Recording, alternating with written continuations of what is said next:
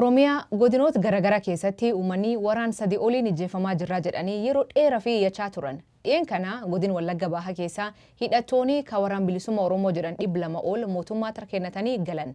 Uummanni naannoo kanaa akka ajaa'iba gammadu waraanee kun galuuf. Haa ta'u malee koomillee qaban.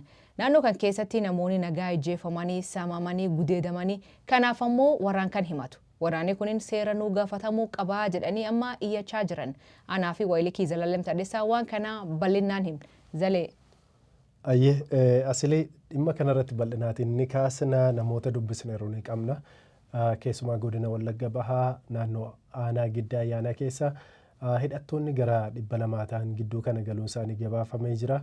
Akkuma asiliin kaastee miirri uummata waa lama kan gammadanii jiru. Gammachuu irratti immoo kanneen gaddanis ni jiru. Sababni isaa uummata kana keessaatii bahanii gara qabsoo nagaatti galuun isaanii gammachuu biraadha. Gama biraatiin immoo naannoo sana keessa dararaa gurguddaan gaggeeffamaa tureera. Kanaaf itti nuu gaafatamuu qabu yakka kana hojjetanii nagaan deebi'anii galanii hojii idilee isaanii hojjetu yoo ta'e kun seeraan addunyaa cabsuu dhalee jedhanii kanneen kaasan ni jiru. Waan kanarratti ni dubbanna. Namoota dubbisne keessaatii waan isaan jedhan dhageenya deebinu. Akkas. Mejal qaba namoonni nu haasofsiisan maal akka jedhan rakkoo nageenya yookiin yaaddoo nageenya isaa naannoo sun keessa qabanii dhageeffadha. Dhuguma jiraattonni waraanni gale kun baay'ee magaariidha. Uummata keessaa galuun isaanii uummanni naannoo kana keessa jiru kiiramuu giddaa eebantu ejiree aanoleen shanan giddaa kun guutuu waraana kanaan baay'ee haala hamaa haala kana hin jedhamne ikoonomiis lubbuudhaa itti hamaa ture jechuudha.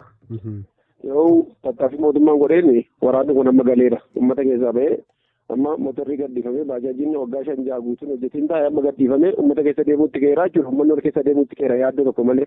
Maaf qabame baajaajii? Baajaajii isaantu dhowwaan saamuu najjeessu. Nama baajaajiidhaan deemee najjeessu. Nama magaalaa galee mootummaaf dubbii laattee dhufteedhanii najjeessu. Qaamoleen kun jechuudha. Qaamni kun immoo qaama waraana hedduudha naannoo kanan ture dura Faqqadaa kan jedhamuun Faqqadaa Liigaa nama jedhamuun durfamee waraanni kun naannoo kana keessa jalqaba dhufee naannoo Jaangir amma dirree guddaa kan jedhamu irratti bu'uureffatee ture. Waraanni kun amma utuma deemu waraanni kun garee sadiitti ol qoodee garee yaaddeessaa kan jedhamu barisaa kan jedhamu tokko yeroo darbe karaa horroo gale innis naannoo kana qubatee ture. Waraanni kun erga galee fi waraanni biraa immoo amma garee Mooseedhaan jedhamu naannoo sanatti citaafee jechuudha. Dhalataa maana giddaa ganda Tosee kan jedhamtu jechuudha. Goobuu kan jedhamtu bira gurbaan kun Moosee kan jedhamu kun dhalataa jechuudha. Giddaa mayyaana jala ta'e. So waraanni isaa kun yeroo aanaa kana keessa turetti qaama mootummaa guyyaa tokkoon kaasee hin beeku. Namoota maatiin kee milishaadha, maatiin kee poolisiidha, maatiin kee waraana jedhee miliyoona 3 yoo namni magaalaa galee ba'e Finfinnee dhaqee filatti. Mootummaa dubbii laatte kan jedhu uummata hedduu ajjeesee. Oduu namni kun nuti kuniin akka malee hadhooftu. Naannoon kun yookiin godini Wallagga Bahaa kuniin maal fakkaataa ka jedhu Zalalem Taaddasaa nuuf ibsa. Zalee godini Wallagga Bahaa rakkoo nageenya yeroo dheeraaf mudachaa jirti. Hidhattoonni fannoo yeroo baay'ee achitti nama ajjeesu giddaa ayyaana kiiraamuu fa'aa achi keessatti waggaa dheeraaf nullee gabaasaa turre. Mee godini kuniin maal fakkaata bakki hidhattoonni keessa socho'aa jiran kuniin? Hayyee asili jalqaba irratti namni sagalee isaa dhageenye nama maatiin isaa miidhamedha. Gara sagalee isaanii biraatti illee ni deebina waan isaan irra gahee ni himu. Garuu maqaa isaa ibsuun asirratti hin barbaachisne sababni isaa nageenya isaaf jecha yaaddoo akka qabullee ibsee jira. Walumaa gala yoo kaasne ilaalle godina Wallagga Bahaa kana keessaati ani lafa isaa bal'inaatiin nan beeka Wallagga Bahaa keessa naannoo hidhattoonni kun galan illee dabalatee jechuudha. Wallagga Bahaa kana keessa hidhattoota mootummaatu jira nageenya kabachiisuudhaatiif kanneen bobba'anii hidhattoota waraana bilisummaa Oromootu jira naannoo sanarra bal'inaatiin socho'aa turanii hidhattoota faannootu jira giddu gala leenjillee godina Wallagga Bahaa aanolee naannoo giddaa ayyaanaa kana keessatti banatanii kan socho'aa turan jechuudha. Qaama sadeetu jira. Gama biraatiin immoo kan haasa'amu hidhattoonni biraa saamichaatiif bobba'anii naannoo kanarratti bizinesii yookaan qabeenyuma horachuuf illee meeshaa kaasanii bosona galanillee jiru jedhanillee kanneen kaasan ni jiru. Lixa Oromiyaa keessaati Wallagga Bahaa naannolee miidhaman kun jechuudha. Wallagga Bahaa fi Horroo Guduruu isaan jalqaba irratti eeramanidha. Shawaa Lixaa fi Shawaa Kaabaa dabalatee jechuudha isaanitti aansee. Kun gam tokkoon naannoo Amaaraa wajjiniitii waldaangeessa. Sana booddee aanonni as keessaatti miidhaman immoo giddaa ayyaanaa, kiiramuu, haroo limmuu kan jedhaman dabalatee jechuudha Wallagga Bahaa keessaati. Bal'inaatiin naannoo miidhamanidha jechuun ni danda'ama. Itti aansee lafti jiru Abee Dongoroodha Horroo Guduruu jalaatii akkasumas immoo Jaardagaa Jaartee Amuruu Horroo Guduruu jala oolu wal qabatanii deemu lafti kuni. Naannoo baay'ee oomishni itti baay'atu qabeenya guddaan bakka itti uummanni horachuu danda'u qonnaatiin lafa beekamu naannoo kana keessadha jechuudha. Namni naannoo kana qabeenya hedduu Itoophiyaa illee horachuu danda'u waggoota 5-6 darban keessa garuu dararaa isarra gahaa tureetiin qaama adda addaatiin jechuudha. Rakkina hedduuf saaxilamee jira, buqqaatii hedduuf saaxilamee jira. Kan dhaqqabaafi tureeru qaama muraasa akka ta'ellee ibsaa turani. Gidduu kana hidhattoonni 200 ol gaafa galanii namni naannoo sanarraatii BBCtti dubbatan tokko miidhaa maatii obboleessa isaarraa ga'ee dubbate. Obboleessi isaanii jira lubbuudhaan ooleera garuu yaada isaa ibsachuudhaaf haala ulfaataa keessa akka jirullee natti hime. Garuu ijoollee isaa dabalatee haadha warraa isaa dabalatee namni 4 boolla tokkotti akka awwaalaman BBCtti himee jira. As keessa baay'ee suukaneessaa kan ta'e daa'imni waa'ee siyaasaa miti. Waan ishee barbaachisu himachuu hin dandeenye illee akka ajjeefamtee jirtu nutti himee jira. Mee isaanumarraati haa dhageenyu maatii obboleessa isaarra kan dhaqqabe kana nutti himeera. Fakkeenyaaf kan maatii koo keessaa kan obboleessa koo kan ta'e kan Mangoo Gonfaa Gisaa kan jedhamu bara 2016 ji'a salgeeffaa gaafa bultii 22 ijoollee 3 haadha faana bakka tokkotti ajjeesanii ammoo naallee kan seeraan hin gaafatamin jiranidha. Jarri kuni sababni isaa ajjeefame Mangoon kuni dura faannooni horii 38 aanaa kiiramuu gandaa shukkusa'ee bakka jedhamtu jiraata. Kana jidduutti faannooni horii 38 jalaa ooffattee qabeenya isaa guutuu jalaa arga ishee nattee mucaan gara aanaa jiddaa gara maatiitti baqatee taa'aa ture. Gara maatii baqatee erga taa'aa ture immoo mootummaan qawwee hidhachiisee deebee gara ashukkusa'ee kanatti deemaa jechuudha aanama kiiramuu kana jala. Bakka kanatti hordofanii dhaqanii abbaan keessan qawwee hidhate kan jedhuuni mucaa waggaa 4 Boccoo Mangoo Gonfaa Gisaa kan jedhamu jiituu Mangoo Gonfaa jedhamtu barattuu kutaa 5 waggaa umurii 13 Abdii Mangoo Gonfaa Gisaa kan jedhamu umurii waggaa 16 moodelii qoramuuf guyyaan 3 hafee uffata miiccatee ganda qoqqofeetti dhaqee qoramuu baroon isaa'u. Kana halkan mana galanii ijoollee kana sadan ajjeesanii gaafa haati jilbeeffattu haadha mabiraatee takkaalaa dhibbaa kan jedhamu irratti ajjeesanii deeman jechuudha.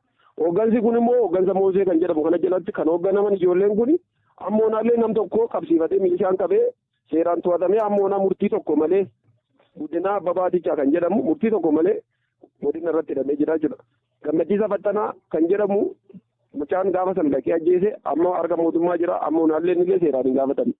Kanaaf jecha namoota naannoo kana keessatti hin saamamin qabeenyi isaanii hin barbaadaa jiru. Mootummaan dhiifama yoo godhe namoota siviilii isaan ajjeesaniif dhiifama waan godhuuf hin qabu. Mootummaa harka galanii mootummaan seeraan gaafachiisuu qaba. Ammallee jarri kun himaadha. Amma gara magaalaatti erga galanii ammallee uummata dararuun dhiisan jechuudha. Namoonni naannoo sana barreessa fakkeenyaaf Bushaa Kabaa kan jedhamu durataa mana barumsaa ganda Kornojii kan jedhamu ganda giddaa Bayyaanaa jalatti. Barsiisaan kun wiikendii barataa durataa mana barumsaadha. Yeroo inni biyya ga'ee giddaa deebee galu mana isaa jalatti ni taa'u balbala waamanii balbala irratti ajjeesan. Ji'a 3 dura ijoollee Toleeraa Dichaa Fayyisaa kan jedhaman ijoollee obbolaan 3 ijoollee dargaggoo walitti fuudhanii bakka tokkotti harka walitti hidhanii ajjeesanii deeman jechuudha. Qaamonni kun qaama siivilii ajjeesaa turan. Qaama siivilii isaan ajjeesaa turan kanatti immoo mootummaan garee mirga namummaa galalteenya dhaabee qoratee jara kana seeraan nu gaafachuu qaba. Sababni isaa dhiiga qulqulluu dhiiga ijoollee fakkeenyaaf daa'imni waggaa 4 daa'imni waggaa 13 mucaa waggaa 16 siyaasa keessa kan hin jirre kan qaama siyaasaa hin haadha duukaa boolla tokkotti balee tokkotti ajjeefamanii jechuudha. Kanaaf maal jechuu barbaadne isinis akka miidiyaatti sagalee uummataa kana taatanii jarreen harka laatan kun uummata keessa mootummaan sassaabuusa baay'ee gammadee uummanni baay'ee gammachuu addaa keessa jira. Sababni isaa namni magaalaa yoo galee mootummaa yaada laachuu dhatte gaafa namni walgahii dhaqee kana beeltee galte. Immediately hin ajjeesuu kan 500 yookaan 300 qonnaan bulaan ofiisaa biyyoorra ciisee ijoollee isa barsiifatu miliyoona tokko kan kaffalee jira jechuudha. Fakkeenyaaf amma namoonni akka naannoo kanaatti amma namoonni akka jeebbootti fudhatan maal jedhaa jiru sitti fakkaate naannoo kanatti rakkoo maal qabaa kanneen nama ajjeesnee torbee 2 laga gallee mootummaan dhiifamuu nu godha hundaa'uun daballee birrii 90 fudhannee teenyaa kan jedhu qalladhaa jira jechuudha. Maaliif jarri kun nama amma kanaa ajjeesanii amma kanaa nama fitanii amma kanaa dararanii deebi'anii amma qaama nageenya kabachiisaa ta'anii deebi'u taanaan ammallee naannee hattuu gara mooderni ta'anii jechuudha gara magaalaatti jijjiiratan balsona isa turan jechuudha. Kanaaf garee miidhamaa nuti miidhamni keenya amma kanaa miidhame amma boleessi koo kun waa tokko marfee qabduu qabu. Horii isaa faannoon saamte ijoollee isaa jarri kun dhaqanii boolla tokkotti ajjeesanii mana keessaa utuunni siree mukarra rafaa jiru wambariirra rafuu sa'aatii sadiitti itti galanii ijoollee amma kanaaf isanii ba'an. Kunin baay'ee nama gaddisiisa. Namni kunin miidhaa maatii isaa erga qofa don taane kan warra ollaa isaaniillee nutti hima. Warri hidhattoota kunin galuun isaanii akka sirrii ta'ee hin dubbata. Haa ta'u malee seeraan gaafatamuu qabanii jedha. Dhageeffadhaa. Namoonni amma galan kuni dhalataa aanaa giddaa ayyaanaa aanaa kiiramuu ganda kiiramuu gidduu wal qabataa eddee biraadhaan dhufu. Tokko isaanii siruma zarii isaanii faamilii isaanii guutummaatti beekna miti. Beekna postaa miti eenyu akka ta'e mooseemu fakkeenyaaf tolseera dhaloonni isaa guubuu jala. Hoogganaa waliigala jara kana kan uummata amma kanaa gidirsaa ture dhalataan achi abbaan isaa irra deddeebi'ee qaamni poolisii to'atee ji'a lama dura qaamni poolisii to'atee deebi'ee gadhiise abbaa isaanii kana. Jarri kunis dhalataa achi. Biqilaa eeban kan jedhamu jaarsa abbaa gadaa kan baasee rukkuteessa. Ollaa bunaadha. Kan ajjeesee jechuudha. Amma miidiyaa irratti dhaabatee kan yaada laataa jiru. Kan ajjeesee bireeniidhaan kan jaarsa waggaa 75 Abiyyii bira Dr. Abiyyii bira walgahii dhaqee dhufe intala isaa bira galee dhaqee dhufe kan ajjeeseesadha. Namni kun dhukaasaan qabu dhukaasaan jiru. Mana keessaa baasanii balbala irratti rasaasaa rukkutanii deemaa jiru. Bushaa qaba. Dhattee caasaa gandaa indaganaa ijaaruuf haaromsatee mootummaaf ijaaruuf jedhanii durataa gandaa wiikeendii digirii barataa jiru. Giddaa gaafa inni dhufe konnojjii kan jedhamtu gaafa inni mana barumsaa bira dhufee taa'u balbala bijaamaa uffatee taa'uun balbala irratti ajjeesanii deeman biqilaa eeban kun. Namni tokko namni isaan wallaalee jiru. Dhalataa naannoo kanaa dhalataa giddaa ayyaana dhalataa kiiramuu hundi isaanii. Zalli rakkoo nageenya naannoo kan jiruun yookiin godina Wallagga Bahaa kan jiruun namni miidhame yookiin abbaa isaanii, haadhi isaanii, obboleettii isaanii, ilmi isaanii dhabee hedduu. Hundi isaanii walitti qabne dubbisuu hin dandeenye. Namoonni nu dubbisan ammoo waan akka malee gara namni kaasaan. Tokko abbaa dhabee, haadhi isaa dhabee, obboleessi dhabee, kaan ilma jala ajjeesanii, ijoollee isaanii hundi bakka tokkotti ajjeesanii bool tokkotti awwaalaman. Maaltu namaa dhagahamu waan akkana namni gaafa dhagahamu? Hedduu nama gaddisiisa. As keessatti qaamoleen hidhatanii socho'an hedduun isaanii maqaa hin madhahamu. Kan mootummaa hidhattoota kanatti harka qabanii hidhattoonni kunniin waggoota 5-6 darban kana kan mootummaatti harka qabaa turanii gama biraatiin ifatti kan beekamu godina kana keessatti uummata miidhaa kan tureef ajjeesaa kan ture guyyaatti nama 20-30 yerootti ajjeesaa turan ni jira hidhattoonni faannoo. Ammoo as keessatti fakkeenyaaf namni keenya hadheeffatee kan kaase warra walii keenya ajjeesne. Fakkeenyaaf hidhattoonni naannoo kanarraati harka kennatanii galan maqaa dhahanii kan himataa jiran dhalattootuma asii ta'anii osoo jiranii osoo wal beeknu osoo waliin guddannee jirru qawwee makaasanii maatii keenya irratti dhukaasanii ajjeesan jedhee dargaggeessa tokkollee dubbisee jira sallee nageenya isaaf jecha maqaasaa ibsuun hin barbaachisne.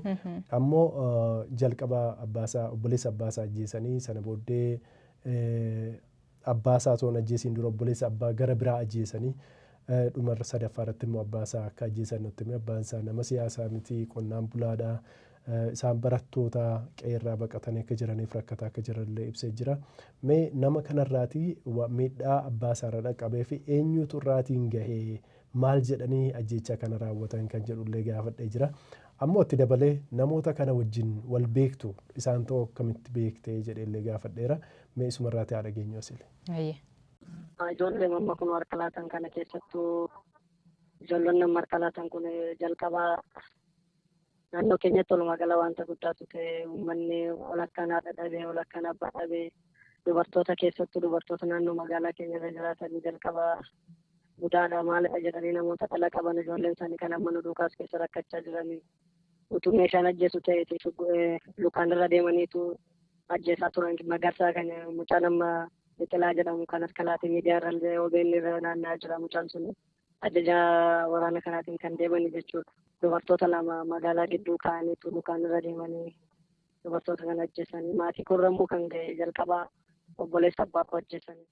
Abbaan koo obboleessa isaa awwaallachuu gaafa deemu akkamitti obboleessa kee awwaalta nutu ajjeese maaliif hidhatta awwaaltaa namichi kun wayiin qaama mootummaan deeggaruu wayiin immoo dhaaba kana warra bosona jiran kana nama deeggaruun qabu zummadanii nama kana ajjeesanii balleessa tokko malee ganama mana waamanii dallaa jalatti mana isaa dallaa jalatti rukutan ajjeesanii. Abbaan koo gaafa barii ka'ee awwaalchaa obboleessa isaa kana deemu utuu namni irra taa'ee gaddarra jiru abbaa koo kana maal taatee obboleessa kee awwaaltan obboleessa kee awwaalta jedhaniitu abbaa koo waamaniitu qabanii deeman nuti ofii keenya barannaa waan qabnu hin qabnu birri kuma ana irratti bilbilaniitu birri 500 biqilaa namni jedhamu kun sun irratti bilbila isaatiin mucaa kana birri 500 isaati amma isaati shanitti hin galchitu taanaan abbaa keenya ajjeesan hin jedhani maatiitti bilbilee namoota naannoo kakkadhannee fira kakkadhanneetu birri 150 akkaawuntii isaan irratti ergine baafamee dhaqameessa yoo akkaawuntii irra hin galchina haati koo aanaa irra dhattee baaftee naga guyyaa tokko deemaa ooltee dhaqatti birrii kanatti laatte ergachi galee deebi'ee immoo torbee lama booddee amma obboleessa isaa ajjeesanii hammeenya isaarra teessee taatee qaama mootummaatti odeeffannoo laattaa shakkina jedhaniitu ajjeesanii. Lammata irratti immoo faazariin koo asumayyuu galee nagaadhaan jiraate jennee birriyyuu kaffallee deebamee miidhamee finfinneetti dhufee xiqqoo yaalamee galee gaafa liqeetti deebi'u abbaa koo kana fuudhanii deema ganama mana waamee ammayyuu abdiisaa namni jedhamu ammallee nama lubbuutiin jiru naannoo keenya lataa naannoo keenya nama ta'e nama kana irra deebi'aniitu waamsisee dhaqee mana baasisiisee anaan immoo mana raqee taa'eetu dawwala ijoollee goddenyoo tokkotti hima guyyaa lama booddeen argita abbaa kee waan abbaan kee ta'u ani bilbileellee faazirii koo jechuuf neetworkiin hin hojjetu lafa isaan itti ba'anii bilbilan sana inni hin beeku abbaa keen ajjeesna jedhee kanatti fakkaataa ture ammayyuu nama jedhamu ammallee nama jira waraana kana duukaa haaramee galee inni kun immoo biqilaanfaa immoo feesbuukii waliin illee firendii turre feesbuukii koo kana ilaalee erga feesbuukii koo kana ilaalee galgala dhaqee abbaa kootiin ajjeeseetu bilook na godhasa duree wannoo godhe eenyutu ajjeesee faazirii koo jedhee gaafan guyyaa lama booddee san gaafadhu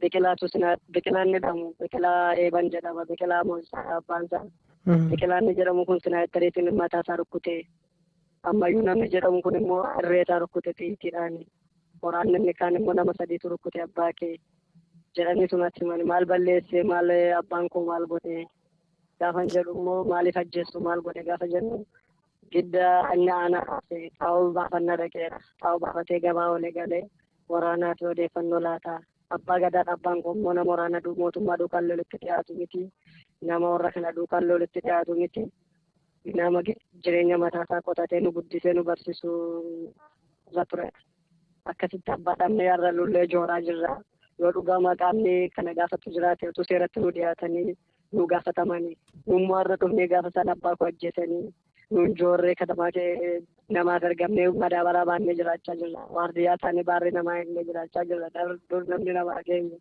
har'a gaafa isaan dhufanii nu biraan hoogganaa ta'anii wayin immoo simtaan argatanii abbaa koo ajjeesanii dhufanii asii nu ajajanii akkamitti jiraanna nuuf maal yaade mootummaan nu gaafatu yoo jiraate nu gaafata qaamni kana nu gaafachuu danda'u jira yoo ta'e. Qeematti ajjeesan jechuudha. Balbala irratti ganama mana waamee guyyaa lamaan dura naa dawwaleetu abbaa kee ajjeesna.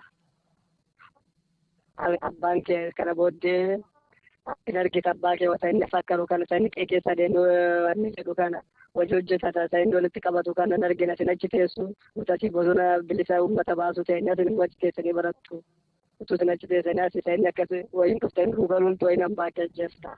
Dheereenatti bilbilaan maal godhe dhiisaa ammayyuu ajjeesina biqilaa maal balleesse nuun guddisaa jira nuun dhufnaa barumsa barataa jirra maal goona garamitti deemna jedhee gaafan gaafatu guyyaa tokko booddee jimaata galgala gaafa lafti barru jimaa sanatti bilbilanii qidaame abbaa koo ajjeessanii balleessa tokko malee dogoggora tokko malee waan balleessine hin qabnu waan dogoggorre wayin waraana keessa jiraannee miti wayin dhala keenyatu waraana mootummaa deeggarree miti barumsa barannaa reefuu nama barataa jirudha. Akkasitti amma kun jooraa jirra qaamni nu gaafatullee yoo jiraate adaraa nu gaafadhaa seeratti nu dhiyeessaa jira kana. Zelle akkuma dhageette miidhaan uumaniiru jiru diqqaa miti salphaa miti warri kun sodaan jiraata qaa'ee isaanii ka keessa guddatan keessa ba'anii magaala galanii hojii humna hojjetan warri durii qabeen qabu ollaa isaanii qaa'ee isaaniitti nagaan jiraatan amma immoo nagaa waan hin jirreef maatii waan hin qabneef magaala galanii hojii humna hojjechuu jiran kan ammoo sodaan guddaan isaan qabanii warrum deebi'ee maatii keenya jeesetti warrum maatii keenya jeesee nu daraaree bii keessa nu baasetti deebi'ee mallee nurraatti muudamanii gana nu bulchuuf deemuu jedhu sodaan inni qabu tokko. Aselee kun baay'ee nama dhukkubsa dhugaa dubbachuudhaaf sababni isaa namoonni kunneen maatii kee ajjeesanii fakkeenyaaf namoonni tokko siif qabsoofna jedhanii warreen manaa bahantu jira deebi'anii uummatuma qabsoofnaaf jedhan kanneen ajjeesantu jira isaan kanneen waraana bilisummaa Oromoo keenya miti hannaaf kan seenanidha jedhee yerootti deebisaa ture yeroo ni jira. Gama biraatiin immoo qaama mootummaatu bobbaase jedhanillee kanneen kaasan isin jiru. as keessatti dubbii kana qulqulleessuudhaaf baay'ee dhamaanee turre gama mootummaatiin nama deebii nuuf kennullee hin arganne gara Wallagga Bahaatti illee bilbilaan ture gama Oromiyaatiin namni nuuf deebise hin jiru gama waraana bilisummaa Oromootiin ibsa baasanii hin qabani dhimma waraana galee kanaatiin garuu argachuudhaatiif yaalee hin milkoofne hanga ammaatti. Asiin dura waraan galee fi gaafannee turre waraanni gal kun tokkolleen kenna miti warrum duraanii waan biraaf bobbaafama malee waraan kenna miti jedhanii mormachaa turan.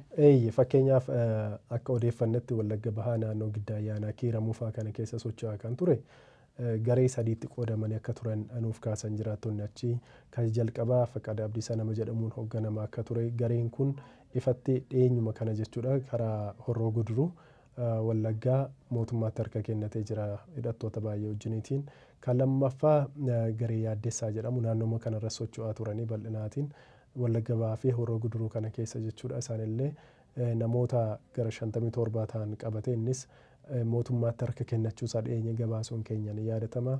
Kan sadaffaa Moosee kan jedhamu namoota 200 gidduu kana galanii kan hoogganaa turee fi adda durummaatiin akka ajajaatti kan ibsamaa ture. Inni immoo naannoo Giddaa Ayyaanaa kana keessa dhaloonni isaas naannoo sana akka ta'e nutti himanii jiru Moosee Asaffaa jedhamadhanii jiraattonni naannoo sanaa jechuudha ganda dhaloota isaa wajjiniitiin. Namoota ajjeefaman hedduu adda durummaatiin kan ajajee kan raawwachiise isadha jedhanii maqaas dhahanii akkuma dhageenye jechuudha kaasanii jiru. Qaama adda addaatu as keessa jira. Tokkoffaanuu uummatuma Oromoo kana keessa dargaggoonni bahanii erga hidhatanii gara kanatti makamanii uummata tiksuurra uummata miidhaan jedhaniitu uummanni kan isaan komachaa jiranii. Gama biraatiin hidhattoonni faannoo naannoo sana socho'aa jiran miidhaa guddaa dhaqqabsiisaa turanii. Komiin jiru gama mootummaatiinis kanaan dura dhaga'amaa kan ture humna addaa naannoo Oromiyaallee naannoo sanatti yeroo bobba'u raayyaan ittisa biyyaas yeroo bobba'u deebi'anii faannoo yeroo isaan loluudhaaf jedhan warri kun humna mootummaa loluu kan jedhus komiin dhagahamaa ture jechuudha. Waliigala as keessatti eenyutu miidhame uummata nagaa siyaasa keessa hin jirre oomisha ta'e qotatee kan bulu ijoollee isaa kan barsiifatu rakkatee kan jiraatu ofiisaayyuu as gidduutti qaama hidhatee kana gidduutti miidhamaniiru jechuudha. Hojjetatanii buluuf baay'ee rakkisaadha. Kaan qe'ee irraati buqqa'anii jiru, kaan qabeenya isaanii dhabanii jiru, kaan maatii isaanii dhabanii jiru. Amma namoota dubbise kana hedduun isaanii ergaa gaaffiif deebii taasisne illee deebisanii bilbilanii kanneen bu'aa turantu jira. Maatii isaanii jala ajjeefaman yaadatanii kan bu'an, ijoollee ajjeefaman yaadatanii kan bu'an na mudatee jira. Kun suukaneessaadha. Waraanni disipiliinii yookaan naamusa mataa isaanii qaba miti. Waraanni mootummaas naamusa mataa isaanii qaba. Riphee lolaas yoo ta'u sadarkaa idil addunyaatti naamusa mataa isaanii qaba. Kanaan dura waraanni bilisummaa Oromoo marroo dirribaa jalatti kanneen ajajaman naamusa kanaan socho'aa turanii nuni tarkaanfii ni fudhannaa kanneen kanaan ala socho'an kanneen maallaqa sassaabbachuudhaatiif bahanidha. Sochiin isaanii hundumtuu to'annoo keenya jala miti waraana keenya mitis kan jedhus deebii kenna turaniiru jechuudha. Sanas ta'e kana garuu miidhamni uummata kana ifatti bahee kan mul'atudha. Dhugaa namni akka malee saamamee warra hojii hin qabne kan hojjechuu hin dandeenye kan qotee bulurraa namni isaanii butanii maallaqa kenna jedhanii akkasiin uummata harka qullaa gochuu jiran. Kan oomishachuu dadhaburratti kan abbaan obboleessa maatii keessaa namni tokko qabame maallaqatti gaafatama. Amma miiliyoona tokko amma 500,000 kaffalaa akka turan ibsan jechuudha. Kun rakkoo guddaa naannoo sanatti mudataa turedha. Ammoo karaa kamiinuu ta'u waraanni kun kan hidhatee socho'aa jiru kun galuun mootummaatti harka kennachuun waan gaarii fi gammachuu akka isaaniitiif kenne ibsaa jiru. Waan hedduu jira zalee. Uummanni kun oduu kana ergaa masareetii kennerraa maxxansinee akka ajaa'iba dubbifame. Namoonni yaada isaanii kennachaa turanii ammaatti 1,600 oli. Namoonni yaada isaanii asirraa barreessan cuftiinuu tarkaanfiin akka fudhatamu gaafachaa jiru. Fakkeenyaaf hagarii yoo isanii dubbisee tokko Amaanuweel kan jedhamu mootummaan jarkan hundi yookiin jarkan mara to'annoo seera jalgalchee seeraan gaafatamanii lubbuu balleessaniif qabeenya saamanii fi adaabamuu qabu jedha. Kaan ammoo Gamteessa kan jedhamu hattoota uummata gowwoomsee hidhannoo hiikkachiisee saamaa turte xittoowwan tana seeratti maal hin dhiyeessinee jedhe. Kan biraa ammoo dhimma kanarratti miidiyaatti himannu yoo sila miidiyaatti himannee dinqii uummanni sun keessa bahee yookiin in haasofnaa rakkoo uummanni sun keessa jiru waan haasofnu hedduu qabnaa jedhan. Namni gari ammoo koomentiiyyuu barreessuun nutti ulfaatee jedhu. Rakkoo achi jiru quba waan qabaniif maatiin isaanii waan miidhamaniif oduu kana dubbisanii yaada isaanii kennachuun nutti ulfaataa jedha. Namni kaan ammoo seeratti dhiyaatanii miti jedhe. Seerri isa kamitu dhiyaataa? Seera kamii jira seeratti dhiyaatu jedhu. Walii galatti yoo kaasne asilii ijoo dubbiin sagantaa keenya har'aa komii uummataa qofa osoo hin taane namoota akkamiidhaaf mootummaan dhiifama gochuu danda'a. Fakkeenyaaf mootummaan naannoo Oromiyaa, mootummaan Itoophiyaa akka waliigalaatti hidhattoota Itoophiyaa keessa socho'an hundumaatiif waamicha nagaa yerootti hin taasise. Warraan bilisummaa Oromoo fi fannoo ofillee dhiyeessaa ture. Kanneen waamicha isaanii kan fudhatanii deebi'an hedduutu jira. Keessattuu kanneen deebi'an kan garii warraan bilisummaa Oromoo kan deebi'anii fi hin muudan. Aangoo kennaniif. Fakkeenyaaf dhiyeenya sanyii nagaasaa fa'aa yeroo galan waliigaltee mallatteessanii ture muudamni kennameefii jira isaa fi jaallan isaaf akka waliigalaatti garuu ta'uu qaba. Mootummaa fi riphee lolaan tokko waliigaltee nagaa nama mallatteessa akkuma seeraatti. Garuu namni kamiyyuu waliigaltee nagaa yoo mallatteesse gama mootummaatiinis ta'u gama hidhattootaan yakka yeroo bosonas turanii yookaan waraana keessa turanis ta'u yakka raawwatan kamiifiyyuu itti gaafatamummaa jalaatii naman oolchu. Fakkeenya waliigaltee raawwatan jechuun amnestiin kan kennamu wal dhabdee siyaasaa isaan qabaniif malee yakka isaan raawwataniidhaaf miti. Isa kanarratti dhaarra kan haasofnu seerri Itoophiyaa ni jira, seerri idil addunyaa ni jira. Uummanni kan gaafataa jiru seeraan nu gaafatamuu qabu kan jedhutu ka'aa jira. Dhugaa namoonni kunneen akkuma baante yeroo bosona keessa turan yakka hedduu uummata irratti raawwatanii jedhee uummati himachaa jira. Saamichi, gudeeddii, ijjeecha waan hedduun himataa jira uummati. Yakka isaan hojjetan kan irraa seerri idil addunyaa maal jedhu. Warri kun yakka kan irraa bilistaa hayyoon keessatti ogummaa seeranii waggoota 40 oliif kan hojjete obbo Baay'isaa Waaqayyaa haasofsiisnee turre waan inni jedhu midhageeffannee walii deebina. Yeroo iddoo lollitti argamutti kan attamitti akka hin sarbamne kan eegu immoo humanitarian law kan jedhamu qofaadhumatti Geneva Conventioniin jira. Amma kan haasofnu mirga dhala namaa warra yeroo nagaa keessa attamitti mootummaan akka eeguun irra jirutu hin ta'in mirga dhala namaa iddoo lolli itti argametti attamitti akka eegamu irra jiru, eenyu akka eegu irra jiru, warra kana mirga namaa kana immoo cabse immoo maal tarkaanfitti akka itti fudhatamuudha kan nagaafattu natti fakkaata. Deebiin koo akkasi. Biyya keenyatti kan ta'e garuu wanti dhaabatu hin jiru. Baankiin zaraftaa, dubartiin gudeeddaa, nama lola sana keessa jiran ajjeeftaa, hoostejii qabattee birrii manaa fidde malee hin kennuttaa. Nama baay'ee miidhamutu warra miidhamuu irra hin jira, baay'eetu miidhamee jira. Kuni karaa mootummaa isin hojjetama, karaa warra bosona kee jiru isin hojjetama. Namni qawwee qabatu eenjiliin hin jiru. Hundumtuun hojjetu yakka kana. Egaa maaltu ta'a? Ati nagayeeraa for different reason yookaan hin quuftee yookaan hin nuffitee waan fedha ta'u lolli kun nagayeeraan kan akkasitti fufuu hin danda'u jettee erga raatte booddee yakka yeroo sana hojjette siidii sachuu miti. Mootummaan iyyuu siidii sun danda'u kana. Seera sunniisu. Mootummaan kottu galii akka namaatti nagaan si eega bakka nagaan jiraadha. Yakka hojjettetti garuu yoomiyyuu taanaan amma gaafa lubbuun kee jirutti yakki kun yeroo hundaa si duukaa deema. Yeroon iyyuu hin darbu. Waggaa 50 booddee iyyuu namni yakka kee kana piruufii namni itti gaafatamta. Egaa maali seera biyya keenyaa keessatti hin jiru seera waayildiidha kun biyya seerri hin jirre keessa wanta jiraannuu fi afaan guuteen dubbadha biyya seerri hin jirre keessa wanta jiraannuu fi lola yeroo Tigraay ka'e keessatti illee nama sana dhumee akka isaanitti dhuman ekonomiin biyyaa dhufee mana barumsaa gubanii lafa gubanii dubartii gudeedanii garmalee ajjeesanii namni tokko itti hin gaafatin jirra. Kun maal agarsiisa biyya seerri hin jirre keessa jiraanna jechuudha. Kanaatiif har'a warri harka kennanii mootummaatti galan kuni mootummaan afaaninaan amnestii kennee jira hin danda'u. Mootummaan amnestii kennuu hin danda'u. Warri nama ajjeesan nama gudeedan kun nama miidhan kun karaa mootummaas haa ta'u karaa warra isaanii warri mirga namaa miidhan kun yoomiyyuu itti gaafatamuu qabu. Karaa lachanuyyuu kun yeroodhaan immoo dhumuu hin danda'u. Harka kenneera kun nagaan galachuun nagaadhaan lola dhaabde malee yakka hojjetterraa firiis hin godhu bilisa hin baasu. Kanaatiif sabnis sitti ka'ee sitti gungumuu danda'a. Sabni ragaa sitti ba'uu danda'a.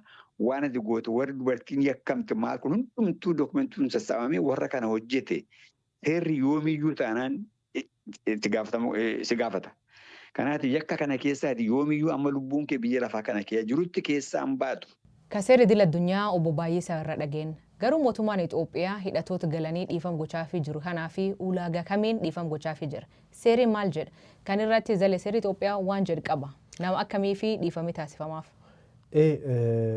Dhimma adda addaatu jira asili bara 2018 labsiin tokko bahee ture dhimma amnestii yookaan dhiifama wajjiniitii wal qabate akkuma beekamu yeroo ministeera muummee Abiy Ahmed gara aangootti dhufanii namoota baay'ee namoota siyaasaatu mana hidhaa keessa ture isaaniin baasanii gadhiisuuf tokkoon kan murtoon irratti darbetu jira mana murtiitti akkasumatti baasteen gadhiistu kaaniif immoo kan qoratamaa jiru himannaarra jiru adeemsarra kan jiru hedduun isaanii turanii sana adda kutuunis barbaachisaa yeroo ta'etti ture. Haaromsa gara biyyichaatti finna jedhanii yeroo hojjetaa turanii yeroo sana labsiin tokko bahee ture. Namoota akkamitu dhiifamni godhamuufii qaba kan jedhu labsiin bahee suni waxabajjii 7 bara 2018 dura isaatiin dura bara kamiyyuu yoo ta'e namoota yakka adda addaa fakkeenyaaf shororkeessummaan kan yakka shakkaman yookaan himataman yookaan kan itti murtaa'e namoota mootummaa irratti fincila adda addaa kaasan.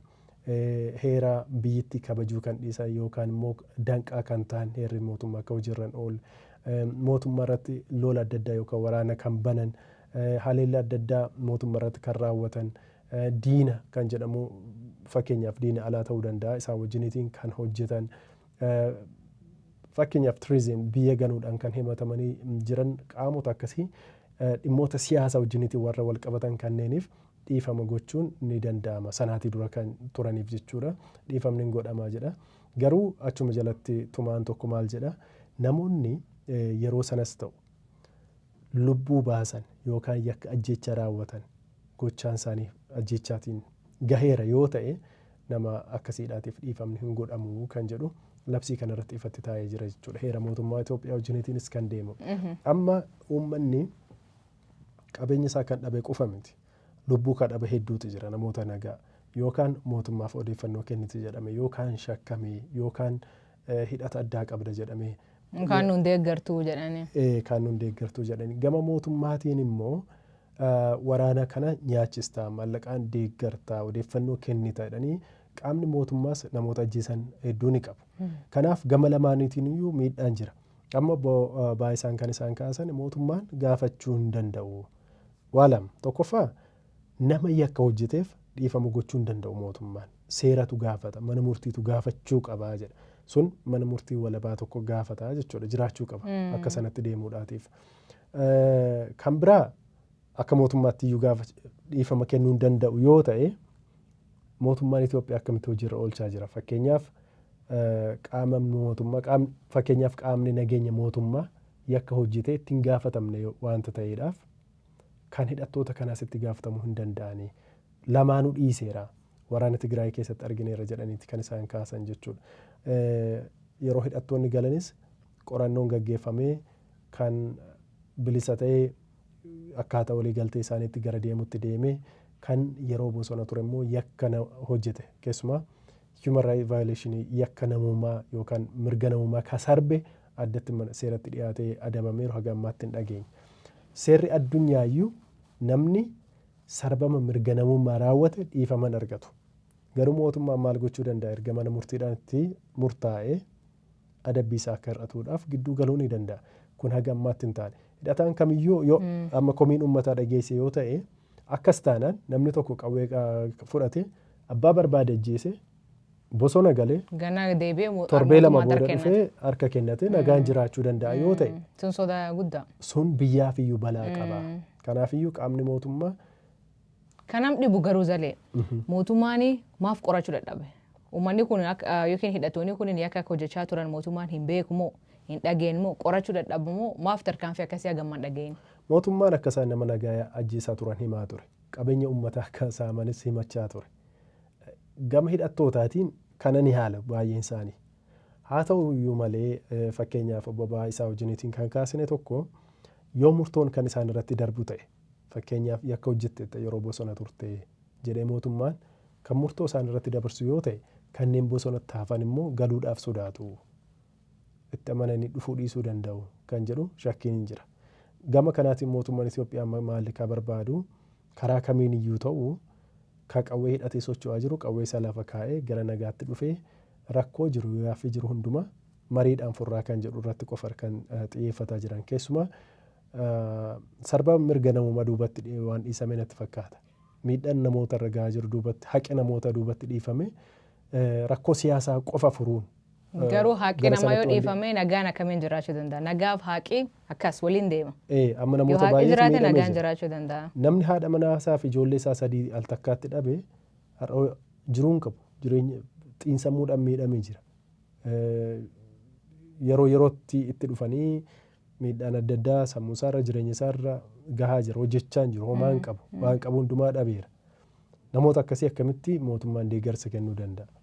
Ammoo sadarkaa yookaan humni biyya keenya irra jiru gama xiinsammuutiin ogeessa geessanii namoota miidhaa waraana kanaatiin akkana saaxilaman gargaaruun wal'aanuun waan barame miti. Kanaaf miidhaan hawaasa irra gahaa jiru Wallagga Bahaa Horroo Guduruu qofa osoo hin taane Shawaa Lixaa keessatti, Shawaa Kaabaa keessatti, Gujii keessatti bal'aadha jechuudha. Naannoo qaamni hidhatee socho'u jirus mootummaan waraana isaa bobbaasee jiru keessaas. Dhuga kanaanii achumaanii dhaggeeffattoota kan isaan yaadachiisuu barbaadu dhimma kan irratti namoota hedduuf bilbila mootummaa irraa waraan bilisummaa irraa gaafachuu fi warraaf bilbilee namni tokkolleen agamaa deebii nuun deebisne garuu akkuma qorannee warri deebii nuun deebisuun isaniif dhiyeessin. Isaanoo naannoo isan jirtan haalli nageenyaa maal fakkaata? Galuu hidhattoota kanaa irraa yaadi keessan maali? As jalaan nu barreessaa.